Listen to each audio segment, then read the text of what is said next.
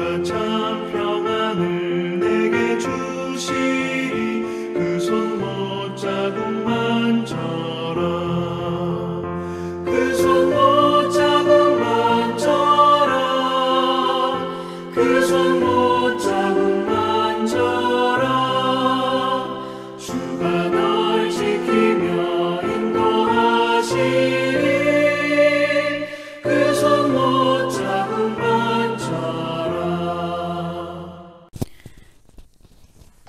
10월 9일 토요일 새벽입니다. 오늘 새벽에도 말씀으로, 기도로, 또 묵상으로 하루를 시작하시는 우리 모두에게 하나님께서 아침에 주시는 특별한 은혜가 모두에게 있기를 소망합니다.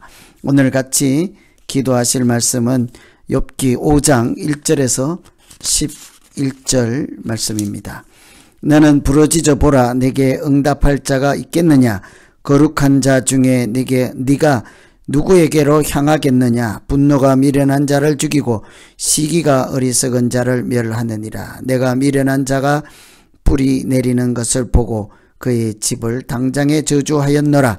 그의 자식들은 구원에서 멀고 성문에서 억눌리나 구하는 자가 없으며 그가 추수한 것은 줄인 자가 먹되 덫에 걸린 것도 빼앗으며 올무가 그의 재산을 향하여 입을 벌리느니라. 재산은 티끌에서 일어나는 것이 아니며 고생은 흙에서 나는 것이 아니니라. 사람은 고생을 위하여 났으니 불꽃이 위로 날아가는 것 같으니라. 나라면 하나님을 찾겠고 내 일을 하나님께 의탁하리라. 하나님은 헤아릴 수 없이 큰 일을 행하시며 기이한 일을 셀 수 없이 행하시나니 비를 땅에 내리시고 물을 밭에 보내시며 낮은 자를 높이 드시고 애곡하는 자를 일으키사 구원에 이르게 하시느니라. 아멘. 엘리바스가 고난을 당하는 욥을 찾아와서 위로한다고 하는 말입니다. 그런데 전혀 위로받지 또 위로받을 수 없는 그런 이야기들이죠. 그래서 고난당하는 자에게 와서 말하는 엘리바스의 말과 위로라는 주제로 같이 보겠습니다. 먼저는 편견을 가지고는 진정한 위로를 할 수 없다 하는 사실입니다. 편견을 가지고는 위로할 수 없다. 1절에 보시면 부러지져 보라. 네가 응답할 자가 있겠느냐? 거룩한 자 중에 네가 누구에게로 향하겠느냐? 소리치면 쳐보라. 억울하다고 잘못이 없다고 호소하고 싶으면 해보라. 아무도 들은 척하지 않고 거들떠 보지도 않을 것이라. 이런 얘기를 하는 거죠. 위로하려고 온 사람인지 불난 집에 부채질 하러 온 사람인지 알 수 없을 정도로 아주 매정한 몰인정한 말을 하는 것이죠. 전혀 위로가 되지 않는 말입니다. 왜 이렇게 자신있게 이 엘리바스가 말할까요? 욥에 대한 편견을 가지고 있기 때문이죠. 욥에게 잘못이 있을 것이다 하는 전제를 하고 위로하려고 들기 때문이죠. 얼마나 위험한 발상이겠습니까? 일반 세상에서도요, 무죄 추정의 원칙이 있습니다. 죄 때문에 잡혀왔을지라도 그 죄가 확정적으로 입증될 때까지는 죄인이라고 취급하지 않는 것이죠. 그때까지는 행여라도 이 사람이 아닐 수도 있다 하는 가정을 전제하고 마지막까지 죄가 확정될 때까지는 그 사람의 인권을 보장해주는 사회 법도 있지 않습니까? 엘리바스뿐 아니라 우리도 고난당하는 사람들 보면 위로를 한다고 하는데 옆에서 들어보면 더 상심하게 하거나 고통만 더해 줄 때가 있는 것을 볼 수 있죠. 되게 위로가 필요한 사람들에게 대해서 편견을 가지고 있기 때문입니다. 이 편견이라고 하는 것은 선입관이죠. 그 사람에 대한 자기 나름대로 해석을 갖고 있기 때문이죠. 증거도 없이 나름대로 자기가 생각하는 편견, 선입관 이런 것을 가지고 진단을 내리고 해법을 제시하려고 할 때는 오히려 위로가 아니라 상심만 더해 줄 수가 있지요. 추측하여 판단하거나 이럴 것이다 하고 정황을 짐작으로 확정하는 것은 정말 위험한 일이라 해야 할 것입니다. 조금이라도 의심하지 말고 위로의 말을 하려면 짐작으로 하는 말이 아니라 사랑으로 말해야 할 것입니다. 아무도 아는 척하지 않을 것이라고 매정하게 말할 것이 아니라 우리가 여기 있다. 아직도 너를 지지하는 사람들이 많다. 사랑하는 친구들이 많다. 라고 해야 하지 않겠습니까? 주위를 둘러보고 소리쳐봐라. 아무도 들은 척하지 않을 것이다. 너 혼자뿐이다. 네가 나쁜 사람이다. 그럴 것이 아니라 아직도 우리가 여기 있습니다. 친구들도 있습니다. 이렇게 편견과 선입관이 아닌 사랑으로 대할 때 위로할 수 있게 되는 것이죠. 엘리야가 혼자라는 생각으로 죽고 싶어 할 때 하나님이 뭐라고 하십니까? 주위를 둘러보라. 아직도 남은 자들이 많다 하지 않습니까? 위로는 판단, 편견이 아니라 포용으로 하는 것, 사랑으로 하는 것을 오늘 이 아침에도 다시 한번 생각해 보아야겠습니다.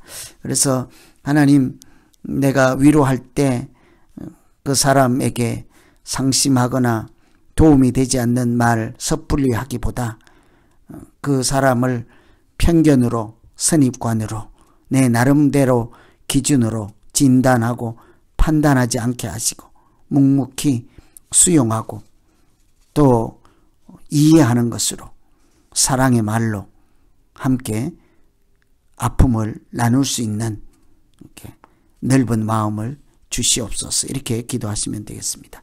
두 번째로 무조건 회개하라 하는 말이 위로가 되지 않는다는 사실입니다. 8절에 보시면 나 같으면 하나님께 구하고 내 일을 하나님께 의탁하리라.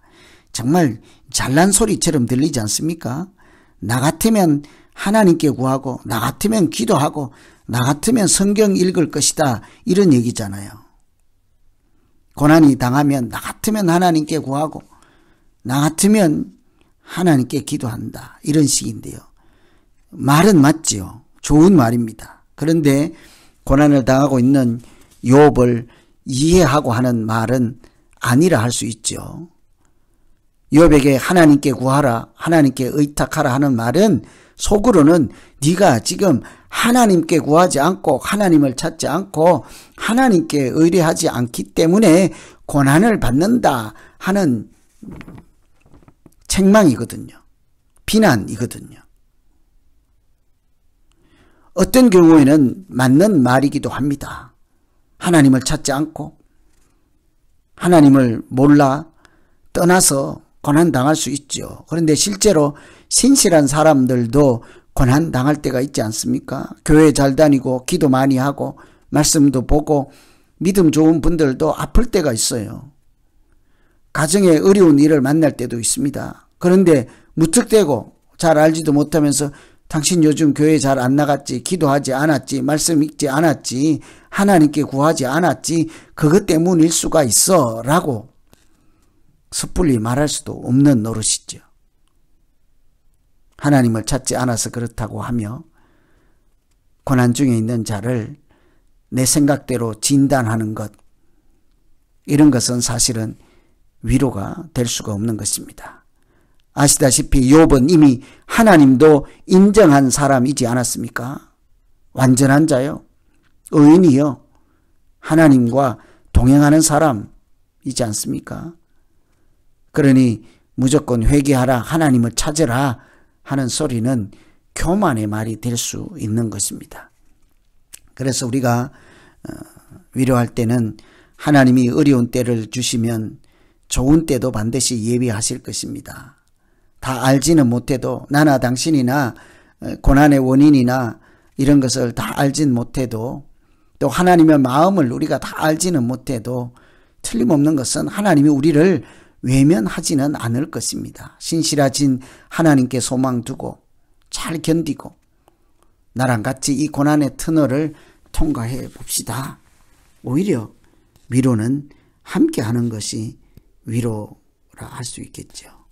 그래서 우리가 편견을 가지거나 또 무조건 하나님을 찾으라 하는 이런 피상적인 말이 아니라 진실로 고난 당하는 자와 공감하고 이해하고 포용하고 또 죄인일지라도 연약함을 하나님께 올려드리고 끝까지 무죄 추정하며 사랑으로 대할 때 서로 위로하며 믿음으로 함께 더불어 살아가게 될 줄로 믿습니다. 오늘 말씀 생각하며 우리 이제 같이 한번 기도하겠습니다. 하나님 아버지, 친구가 고난당하여 위로를 해주겠다고 그래서 하는 말이 부르짖어 보라, 아무도 응답하는 사람 없을 것이다. 누구에게 가서 네가 호소할 수 있겠느냐 하고 실망할 수 있도록 낙심하도록 부추길 것이 아니라 사랑으로 감싸주고 넓은 마음으로 포용하고 모든 사람이 비난할지라도 옆에서 지지하고 긍정해주고 친구가 되어주며 우리 인간의 연약함을 함께 하나님 앞에서 같이 탄식하고 눈물로 하나님께 호소하며 은혜를 구할 때 우리가 이 고난의 터널을 함께 통과하게 될 줄로 믿사오니 주여 우리에게 사랑의 말을 주시고 은혜의 말을 주시고 포용의 언어를 허락하여 주시옵소서. 예수님 이름으로 기도하옵나이다. 아멘. 계속해서 기도하시겠습니다.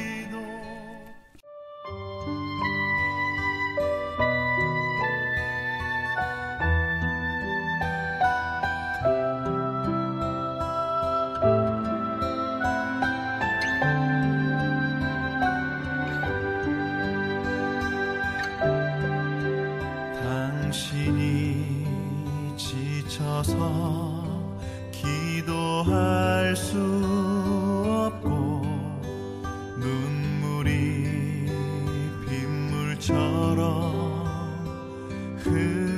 흘러내릴 때 주님은 아시네 당신의 약함을 사랑으로 돌봐주시네.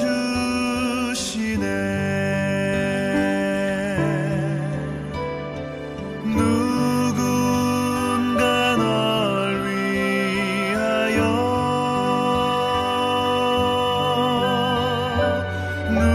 누군가 기도하네. 내가 홀로